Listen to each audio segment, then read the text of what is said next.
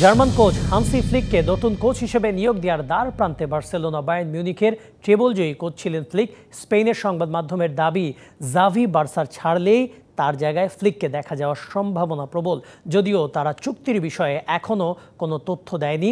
এই ব্যাপারে ফ্লিক ও বার্সেলোনা কর্তৃপক্ষ দুই পক্ষই মুখে কুলু পেটেছে। বেটিং কেলেঙ্কারিতে জড়িয়েছেন ব্রাজিলিয়ান তারকা footballer Lucas Paqueta. English premier লিগে ওয়েস্ট হ্যামের হয়ে খেলা এই তারকা 2022-23 মৌসুমে 4টি ম্যাচে বাজি ধরেছিলেন বলে জানিয়েছে ইংলিশ ফুটবলের নিয়ন্ত্রণ সংস্থা এফএ। তাদের দাবি, বেটিংয়ের মাধ্যমে ইংলিশ ফুটবলের 2টি ধারা ভঙ্গ করেছেন পাকেতা। তার বিরুদ্ধে এই 4 ম্যাচে ইচ্ছাকৃতভাবে হলুদ কার্ড হজমেরও অভিযোগ এনেছে এফএ।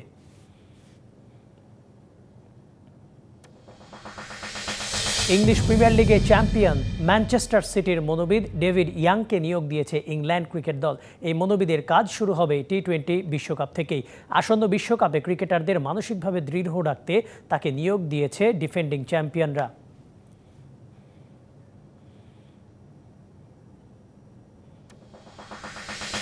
ডিবিসির খেলার দুনিয়ায় ছিল এখনকার মতো। ধন্যবাদ সঙ্গে থাকার জন্য।